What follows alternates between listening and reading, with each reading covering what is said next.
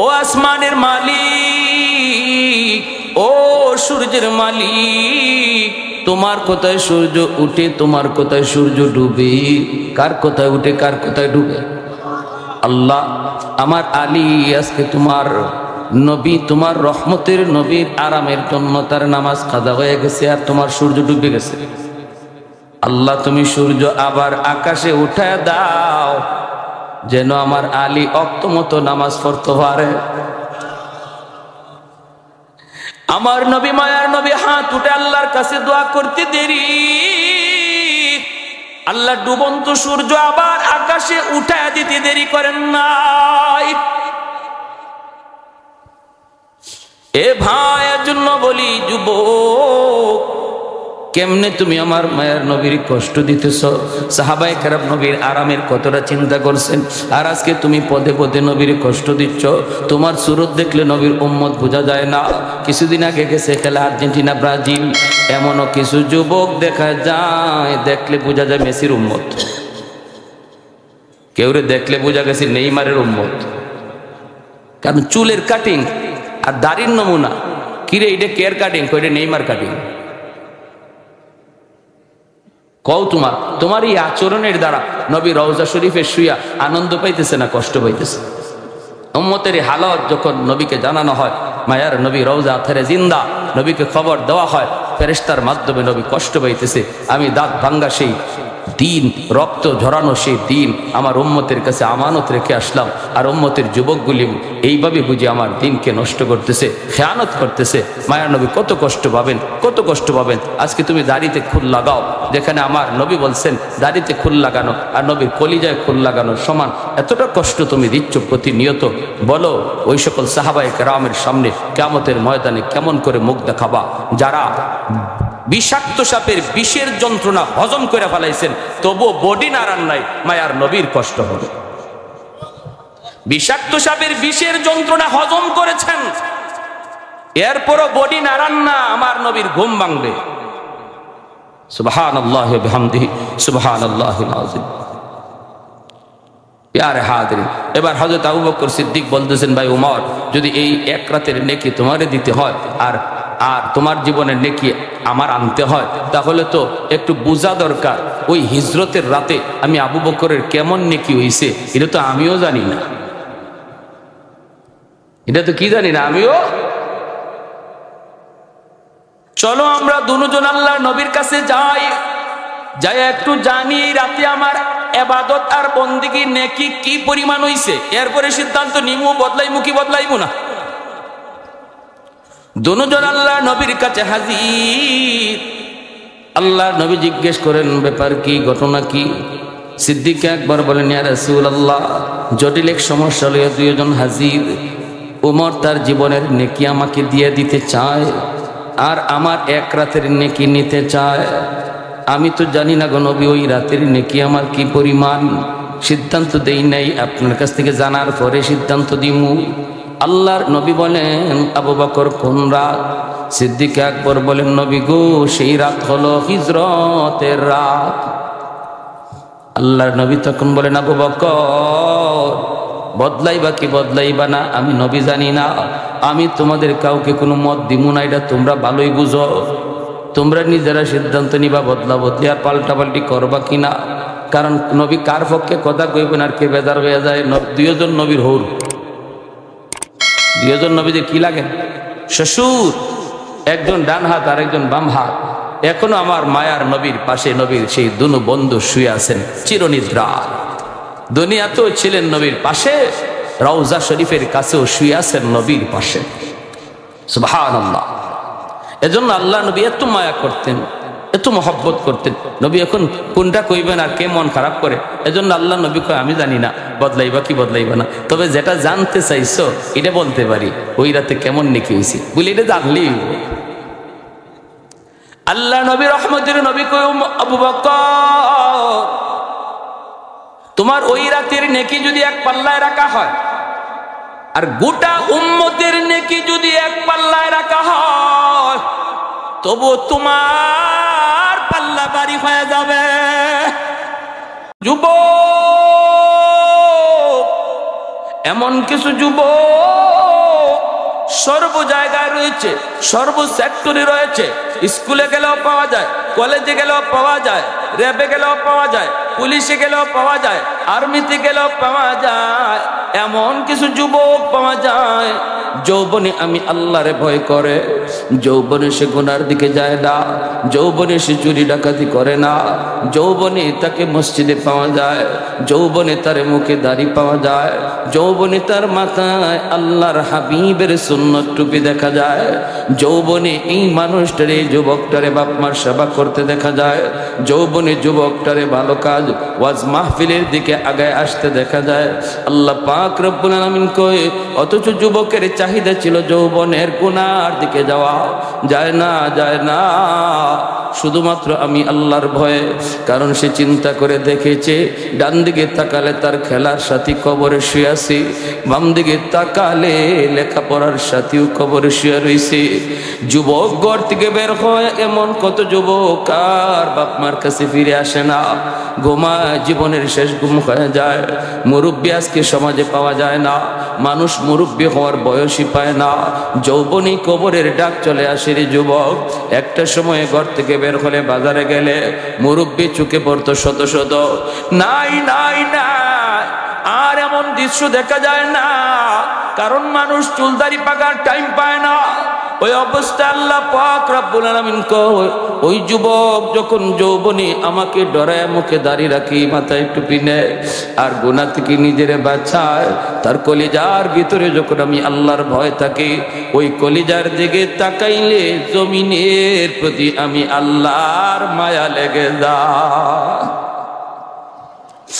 ভাইরে, এজন্য আল্লাহ পাক রব্বুল আলামিন কয় ইন্না রহমতি সাবাকাত আলা গযবি, গজব আসতে চায় কিন্তু আমার রহমত গজবের আগে চলে যায়। 3 নম্বরে আল্লাহ পাক বলেন ওয়াল আনআমুরুত্তা, জমিনের ভিতরে কিছু পশু পাখি আছে, এই পশু পাখিগুলোর উপরে শরীয়তের কোনো বিধান নাই, এদের উপরে শরীয়তের কোনো বিধিবিধান নাই। গরু ছাগলের উপরে নামাজ নাই, রোজা নাই, গরু ছাগলের উপরে কোনো ধরনের হালাল হারামের বিধিবিধান নাই, পর্দা ফুশিদার কোনো আদেশ নিষেধ নাই। এই গরু ছাগলগুলির কোনো অন্যায় নাই, কোনো অপরাধ নাই, পশু পাখিগুলির কোনো অন্যায় নাই, অপরাধ নাই। যদি জমিনে আযাব গজব নেমে আসে গুনাহগার মানুষগুলির কারণে, এই পশু পাখিগুলি তারাও আযাবে শামিল হয়ে যায়, অথচ এদের কোনো দোষ নাই, এদের কোনো অন্যায় নেই। ওই পশু পাখির গুলি তাকাইলে জমিনের প্রতি আমি আল্লাহর মায়া লেগে যায়। গুনাহগার গুনাহগার গুনাহগারি গুনার কারণে জমিনে গজব আসতে চায়, গুনাহগারের গুনার কারণে আসমানি জমিনে গজব আসতে চায়। গুনার চাহিদা হলো গজব, গুনার চাহিদা হলো আযাব। কিন্তু আল্লাহ পাক তিনি বলেন জমিনে ওই 3 দল আছে বিধায় আমি জমিন টিকায় রাখছি। জোরে বলি সুবহানাল্লাহ। আরেকটা দলের কথা আল্লাহ বলেন ওয়াল আতফালু রুদ্দা, প্রতিটা ঘরে ঘরে কিছু শিশু বাচ্চা আছে রে যুবক, এই বাচ্চাগুলির উপরে কোনো শরীয়তের বিধিবিধান নাই। আমার বাচ্চাটা কোনো গুনাহ নাই, তার কোনো গুনাহ নাই, তার উপরে নামাজ নাই, রোজা নাই, বাচ্চাটা নিষ্পাপ মাসুম।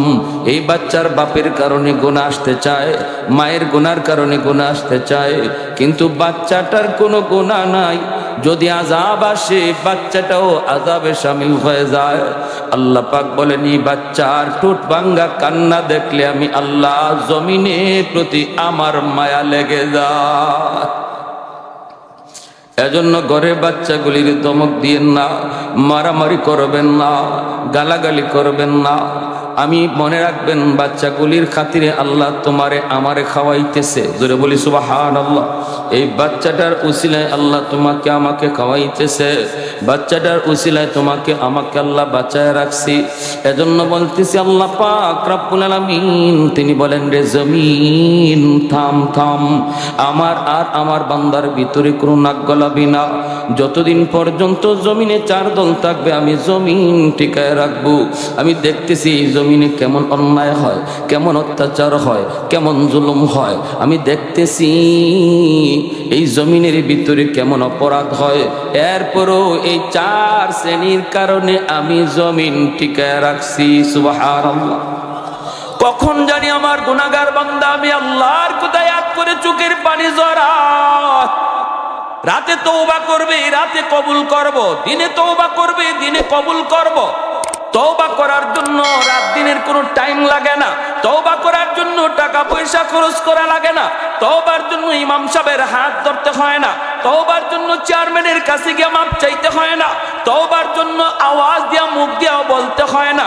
দিলে দিলে অনুতপ্ত হয়ে যদি এই মুহূর্তে আমি আপনি বলি, মালিক যা করেছি ভুল করেছি আর করবো না, আমার কথাটা কেউ শুনলো না, দিলের কথা শুনলেন আমার আল্লাহ, মুহূর্তের ভিতরে আল্লাহ পাক গুনাহগারের খাতা থেকে নাম কাইটা ওলির খাতায় নাম উঠায় দেয়। আত-তাইবু মিনাদ যামবি কামান লা যামবা লাহ। এজন্যই মায়ার নবী বলে তওবাকারীর তওবা আল্লাহ এমন ভাবে কবুল করে যেন আমলনামায় কোনো গুনাহই নাই। শুধু গুনাহই নাই এমন না, বরং গুনার খালি জায়গাটা আল্লাহ পাক নেকি দ্বারা ভরপুর করে দেয়। যেই পরিমাণ গুনাহ তার পিছনে ছিল, তওবার কারণে ওই পরিমাণ গুনাহ নেকিতে বদলায়া দেয়। গুনাহ যদি পাহাড় পরিমাণ হয়, পাহাড় পরিমাণ নেকি হয়ে যায়। গুনাহ যদি সাগর পরিমাণ হয়, সাগর পরিমাণ নেকি হয়ে যায়। যদি কেউ খাটি দিলে তওবা করে, ইল্লা মান তাবা ওয়া আমানা ওয়া আমিলা আমালান সালিহা ফাউলাইকা ইউবাদদিলুল্লাহু সাইয়্যাতিহিম হাসানাত।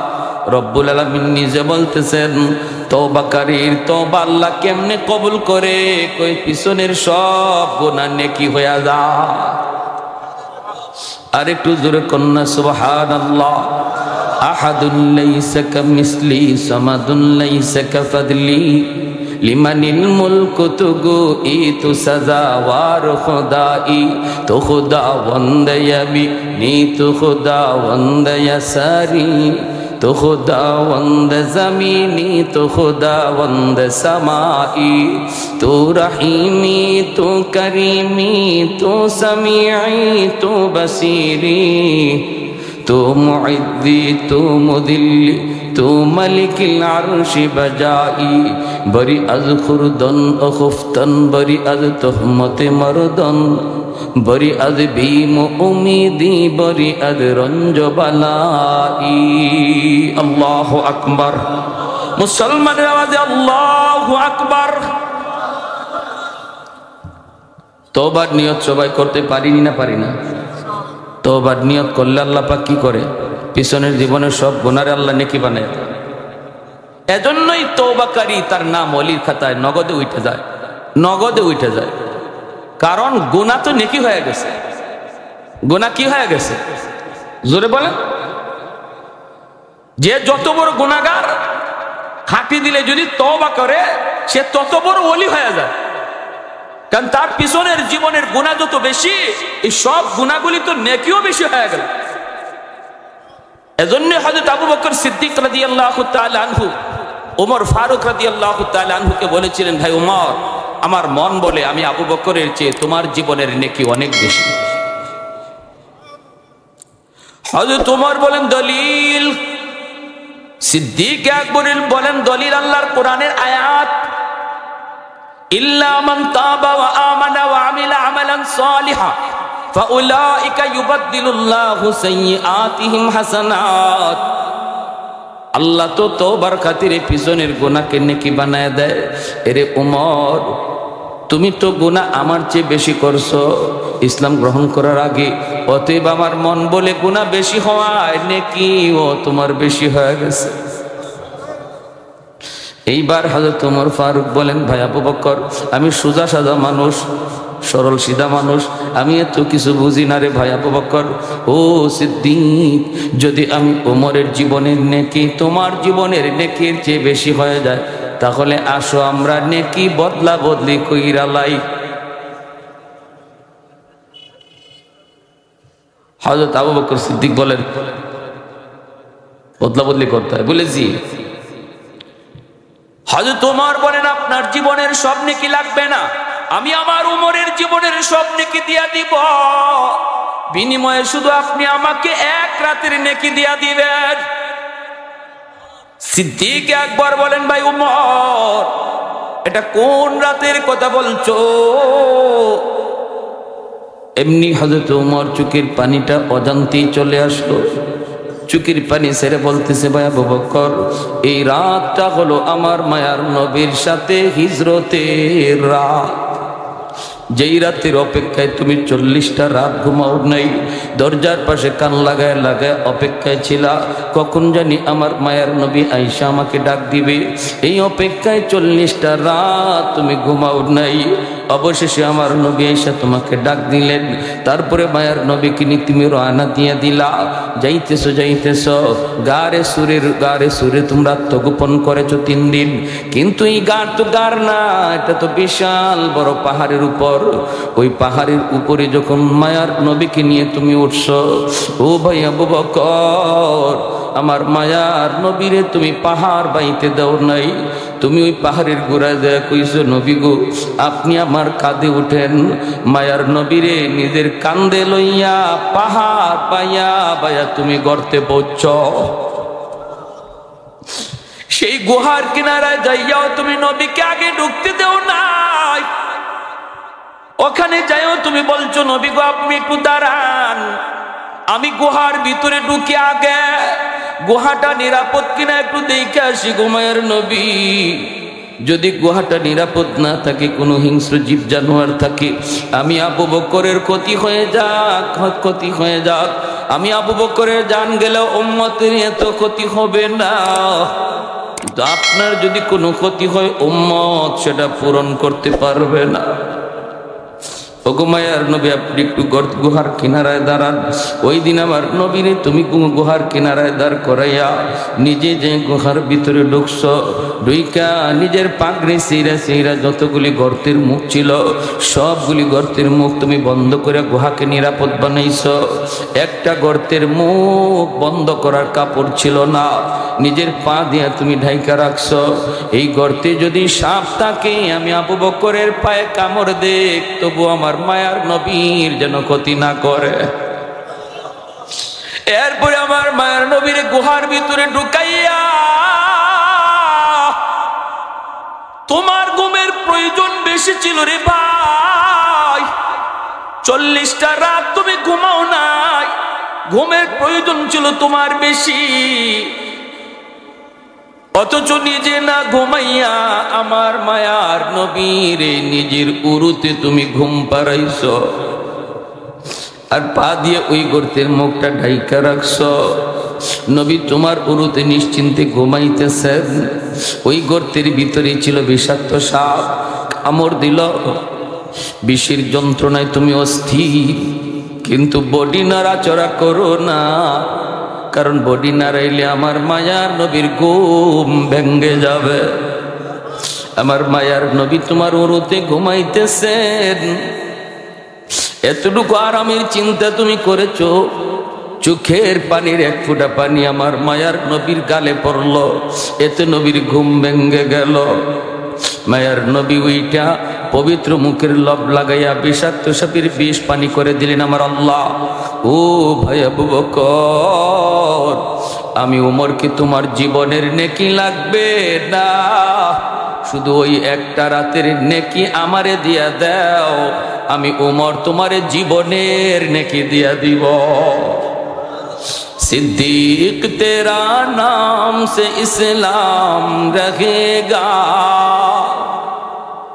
सिद्दीक तेरा नाम से इस्लाम रहेगा, दुनिया की सदाकत में तेरा नाम रहेगा, दुनिया की सदाकत में तेरा नाम रहेगा, फारूक तेरा नाम से इस्लाम रहेगा, दुनिया की अदालत में तेरा नाम रहेगा, दुनिया की अदालत में तेरा नाम रहेगा।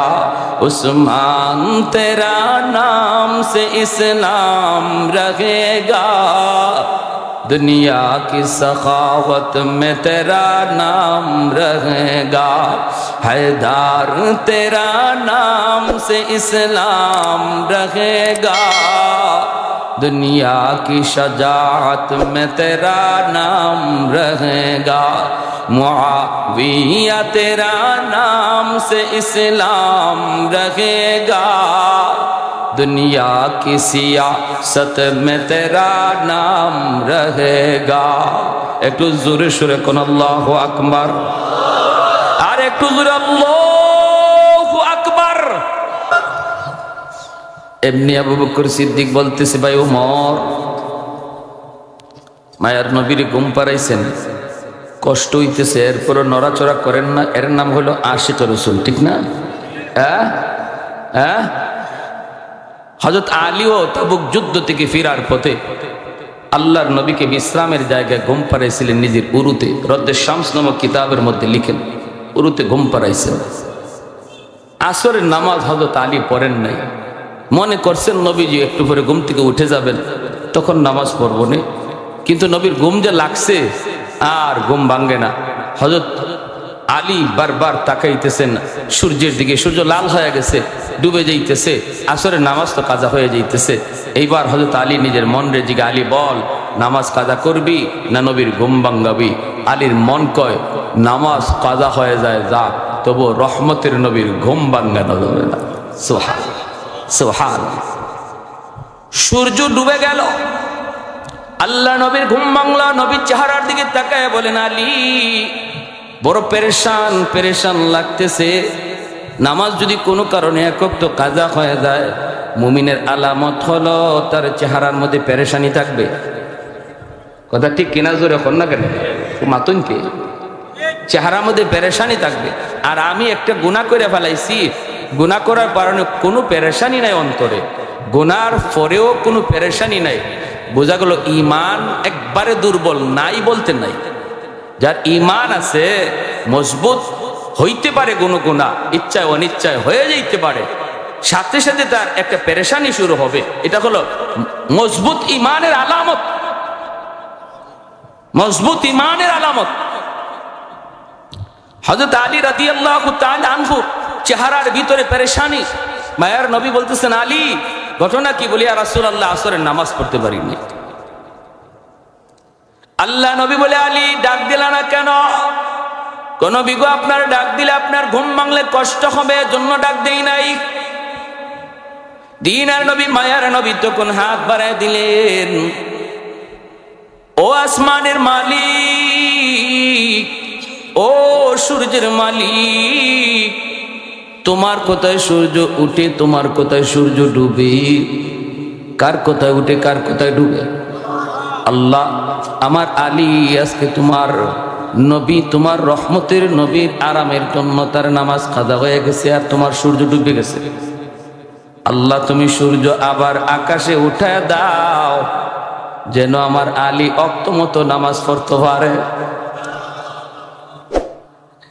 আমার নবী মায়ার নবী হাত উঠে আল্লাহর কাছে দোয়া করতে দেরি, আল্লাহ ডুবন্ত সূর্য আবার আকাশে উঠায় দিতে দেরি করেন নাই। এ ভাইয়ের জন্য বলি, যুবক, কেমনে তুমি আমার মায়ের নবীর কষ্ট দিতেছ? সাহাবায়ে কেরাম নবীর আরামের কতটা চিন্তা করছেন, আর আজকে তুমি পদে পদে নবীর কষ্ট দিচ্ছ। তোমার সুরত দেখলে নবীর উম্মত বোঝা যায় না। কিছুদিন আগে গেছে খেলা আর্জেন্টিনা ব্রাজিল, এমনও কিছু যুবক দেখা যায় দেখলে বোঝা যায় মেসির উম্মত, কেউরে দেখলে বোঝা গেছে নেইমারের উম্মত। কারণ চুলের কাটিং আর দাড়ির নমুনা, কিরে এটা কেয়ার কাটিং, কইটা নেইমার কাটিং। কও তোমার এই আচরণের দ্বারা নবী রওজা শরীফে শুয়া আনন্দ পাইতেছে না কষ্ট পাইতেছে? উম্মতের হালত যখন নবীকে জানানো হয়, মায়ার নবী রওজা আথারে জিন্দা, নবীকে খবর দেওয়া হয়, ফেরেশতার মাধ্যমে নবী কষ্ট পাইতেছে। আমি দাঁত ভাঙ্গা সেই দিন রক্ত ঝরানো সেই দিন আমার উম্মতের কাছে আমানত রেখে আসলাম, আর উম্মতের যুবকগুলি এইভাবে বুঝি আমার দিনকে নষ্ট করতেছে, খেয়ানত করতেছে। মায়ার নবী কত কষ্ট পাবেন, কত কষ্ট পাবেন। আজকে তুমি দাড়িতে খুল লাগাও, যেখানে আমার নবী বলছেন দাড়িতে খুল লাগানো আর নবীর কলিজায় খুল লাগানোর সমান। এতটা কষ্ট তুমি দিচ্ছ প্রতিনিয়ত। বলো ওই সকল সাহাবায়ে কেরামের সামনে কিয়ামতের ময়দানে কেমন করে মুখ দেখাবা, যারা বিষাক্ত সাপের বিষের যন্ত্রণা হজম করে ফেলাইছেন, তবু বডি নাড়ান নাই, মায়ার নবীর কষ্ট হবে। বিষাক্ত সাপের বিষের যন্ত্রণা হজম করেছেন, এরপরও বডি নাড়ান না, আমার নবীর ঘুম ভাঙবে। সুবহানাল্লাহি ওয়া বিহামদিহি সুবহানাল্লাহিল আযীম। প্যারে হাজিরিন, এবার হযরত আবু বকর সিদ্দিক বলতেছেন, ভাই উমর, যদি এই এক রাতের নেকি তোমারে দিতে হয় আর তোমার জীবনের নেকি আমার আনতে হয়, তাহলে তো একটু বোঝা দরকার ওই হিজরতের রাতে আমি আবু বকরের কেমন নেকি হইছে। এটা তো আমিও জানি না, এটা তো কি জানি না আমিও। চলো আমরা দুজন আল্লাহর নবীর কাছে যাই, যাই একটু জানি রাতে আমার ইবাদত আর বন্দেগী নেকি কি পরিমাণ হইছে, এরপরে সিদ্ধান্ত নিমু বদলাইমু কি বদলাইমু না। দুজন আল্লাহর নবীর কাছে হাজির। আল্লাহর নবী জিজ্ঞেস করেন, ব্যাপার কি, ঘটনা কি? সিদ্দিক আকবর বলেন, ইয়া রাসূলুল্লাহ, জটিল এক সমস্যা লইয়া দুইজন হাজির। উমর তার জীবনের নেকি আমাকে দিয়ে দিতে চায়, আর আমার এক রাতের নেকি নিতে চায়। আমি তো জানি না গো নবী ওই রাতের নেকি আমার কি পরিমাণ, সিদ্ধান্ত দেই নাই, আপনার কাছ থেকে জানার পরে সিদ্ধান্ত দিমু। আল্লাহর নবী বলেন, আবু বকর কোন রাত? সিদ্দিক আকবর বলেন, নবী গো, সেই রাত হলো হিজরতের রাত। আল্লাহর নবী তখন বলেন, আবু বকর, বদলাইবা কি বদলাইবা না আমি নবী জানি না, আমি তোমাদের কাউকে কোনো মত দিমু না, এটা তোমরা ভালোই বুঝো। তোমরা নিজেরা সিদ্ধান্ত নিবা বদলা বদলি আর পাল্টাপাল্টি করবা কিনা। কারণ নবী কার পক্ষে কথা কইবেন আর কে বেজার হয়ে যায়। দুইজন নবীর হৌর, দুইজন নবীদের কি লাগে, শ্বশুর, একজন ডান হাত আর একজন বাম হাত। এখনো আমার মায়ার নবীর পাশে নবীর সেই দুনু বন্ধু শুয়ে আছেন চিরনিদ্রা। দুনিয়াতেও ছিলেন নবীর পাশে, রওজা শরীফের কাছেও শুয়ে আছেন নবীর পাশে। সুবহানাল্লাহ। এজন্য আল্লাহ নবী এত মায়া করতেন, এত মহব্বত করতেন। নবী এখন কোনটা কইবেন আর কে মন খারাপ করে, এজন্য আল্লাহ নবী কয়, আমি জানি না বদলাইবা কি বদলাইবা না, তবে যেটা জানতে চাইছো এটা বলতে পারি, ওই রাতে কেমন নেকি হয়েছে বলে এটা জানলেই।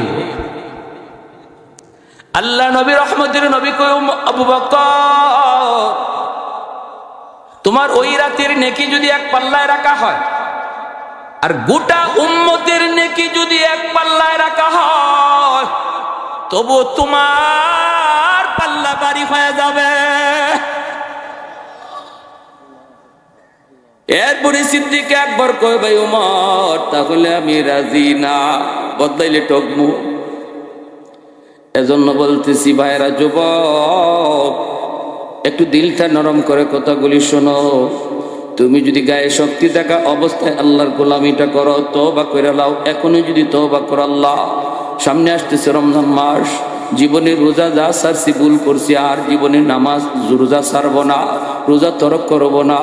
আল্লাহ, নামাজ যা সারছি ভুল করছি মালিক, আর সারবো না। এই বইলা তুমি এখনই নামাজে লেগে যাও, এখনই আল্লাহর গোলামিতে তুমি পা দিয়া দাও পাক্কা ইরাদার মাধ্যমে। শেষ বয়সে তুমি যখন দাইমি আমলগুলি করতে পারবা না, আল্লাহ পাক তোমার আমল নামায় যৌবনের ইবাদত জারি রেখে দিবে। ইল্লাল্লাযীনা আমানু ওয়া আমিলুস সালিহাত ফালাহুম আজরুন গায়রু মামনুন। আল্লাহ পাক রব্বুল আলামিন পবিত্র কোরআনের সূরা ৩ এর মধ্যে 4টা জিনিসের কসম খেয়ে আল্লাহ বলেন, মানুষ, তোমাদেরকে আমি আল্লাহ বড় সুন্দর করে বানাইলাম, বড় সম্মানী করে বানাইলাম। এই মানুষ যখন বৃদ্ধ হয়ে যায়, সমাজের কাছে তার দাম কমে যায়, সমাজের কাছে তার দাম কমে যায়, ঘরেও তার দাম কমে যায়। সমাজের মানুষেরা কইমে আগের মতো ধমক দিও না, আগের মতো হাঁক দিও না, এখন আর গায়ে এরম শক্তি নাই, কথা কম কও।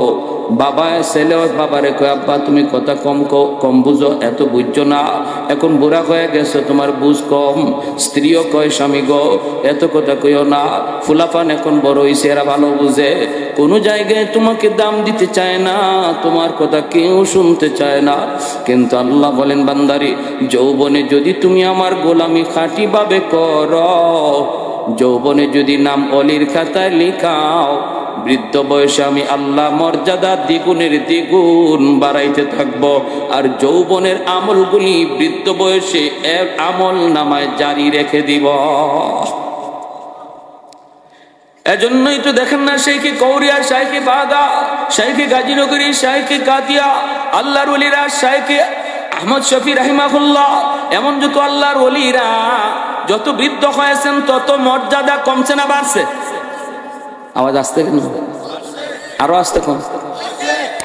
যত বৃদ্ধ হইছেন বয়স বাড়ছে তত সম্মান কমছে না বাড়ছে? বাড়ায় দিছে কে? আহমদ শফিরে কয়জনে চিনতো? কিন্তু চিনাই দিছে আল্লাহ সারা দুনিয়ারে, ঠিক না? সারা দুনিয়ার আল্লাহ চিনাই দিছে। এটা একদিনের দুই দিনের ফল না, যৌবন থেকেই নাম অলির খাতায় লেখা, যৌবন থেকেই অলির খাতায় নাম লেখা। এজন্য আল্লাহ এত মর্যাদা বাড়াইছে, একদিনে দুই দিনে এত মর্যাদা হাসিল করা যায় না। এজন্যই আল্লাহ পাক বলে যখনই তুমি গায়ে শক্তি থাকবে না, তুমি ইবাদত করবা, বন্দেগী করবা, তখন আল্লাহ পাক রব্বুল আলামিন ফেরেশতাদেরকে কইব আমার বান্দা ঘরে নামাজ পড়তেছে, আমল নামায় ঘরের সব লিখো না, তার যৌবনের ফাইলটা আমি আল্লাহরে দেখাও। তখন ফেরেশতারা যৌবনের ফাইল দেখাইব, আল্লাহ কইব এই যে দেখ আমার বান্দা যৌবনে মসজিদে গিয়ে জামাতে নামাজ পড়তো, এখন আমি আল্লাহ তার গায়ের শক্তি কেড়ে নিয়েছি। যদি আগের মতো গায়ের শক্তি থাকতো এখনো মসজিদে যাইতো। বুড়া নিজে নিজে হইছে না, আমি আল্লাহ বানাইছি।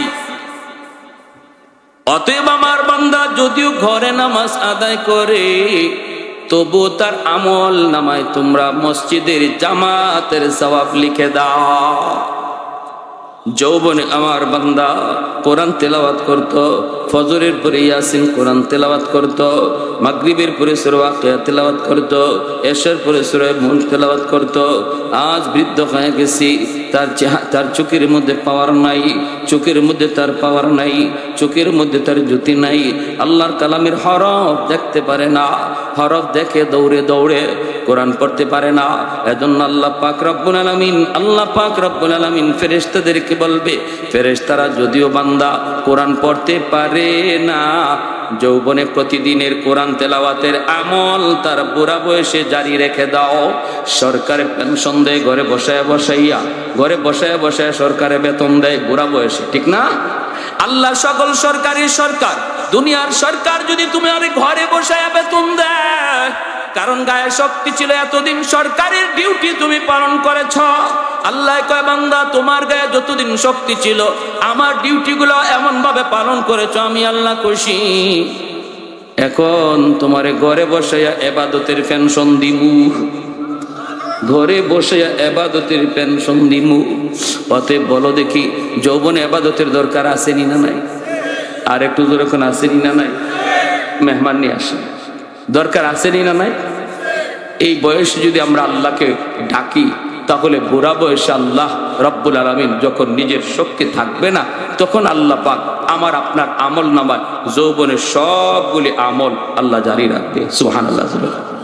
মারে বাবারে কষ্ট দিয়া, বাপ মারে কষ্ট দিয়া না, বাপ মার কথা মাইন্না, বাপ মার কথা মাইন্না, বাপ মার কথা মতো চইলা, মুরব্বীদের শ্রদ্ধা কইরা, ওলামায়ে কেরামকে তাজিম কইরা। ফিতনার জমানা চলছে রে ভাই যুবক, এই জমানায় একা একা চলবা না। একা একা চললে ইমান হেফাজত রাখা যাবে না, কারণ ডাকাত, ইমানের ডাকাত ছদ্মবেশে আমাদের ভিতরে ঢুকছে। তুমি চিনবা না এ ডাকাত না বন্ধু, চিনবে উলামায়ে কেরাম, কারণ উলামায়ে কেরামের হাতে রাডার আছে, রাডার, কোরআন হাদিসের রাডার। বিশেষ করে উলামায়ে দেওবন্দ, তাদের কাছে রাডার রয়েছে, তারা যে কোনো মুহূর্তে বুঝতে পারেন এ বন্ধু না দুশমন। উলামায়ে কেরামের সাথে থাকবা, দৌলতে ঈমান আল্লাহ হেফাজত করবে। এজন্য আল্লাহর নবী কয় আলাইকুম বিমুজালাসাতিল উলামা ওয়া ইস্তিমাই কালামিল হুকামা ফাইন্নাল্লাহ তাআলা ইউহয়িল কলবাল মাইয়িতা বিনূরিল হিকমা কামা ইউহয়িল আরদাল মাইতাতা বিওয়াবিলিল মাতার। রহমতের বৃষ্টি পাইলে যেমন শুকনা জমিনে প্রাণ ফিরে পায়, মানুষ যখন হক্কানি উলামায়ে কেরামের কাছে আসে কথা শুনে তাদের মুর্দা দিল আল্লাহ জিন্দা বানায় দেয়।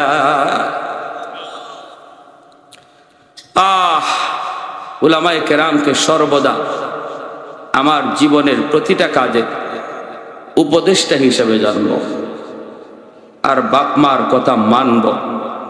যৌবনে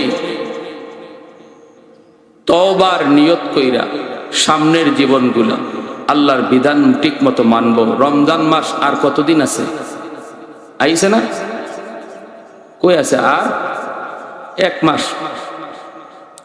পিছনে যদি 1-2টা রোজা তুমি ইচ্ছা করে ভাঙ্গা থাকো, যুবক এখানে বৈশা, এই জায়গাতে বৈশা একটু খাঁটি দিলে নিয়ত করবা, আল্লাহ ভুল করেছি মালিক, ভুল করেছি, আর জীবনে কোনোদিন রোজা ভাঙবো। কার কার নিয়ত আছে হাত উঠে আল্লাহকে দেখা। আল্লাহ তুমি প্রতিটা হাতকে কবুল করো, জোরে কোন আমিন, আরো জোরে বলেন আমিন। ওয়া আখির দাওয়ানা আনিল হামদুলিল্লাহি রাব্বিল আলামিন। আলহামদুলিল্লাহ, আলহামদুলিল্লাহিল্লাযী হাদানা লিহাযা ওয়া মা কুন্না লিনাহতাদিয়া লাউলা আন হাদানাল্লাহ। লাকাদ জাআত রুসুলু রাব্বিনা বিল হক রাব্বিরহামহুমা কামা রাব্বায়ানি সগীরা। ইয়া আরহামার রাহিমিন, ইয়া আকরামাল আকরামিন, ইয়া রাহিমাল মাসাকিন, আসআলুকা মাসআলাতাল মিসকিন।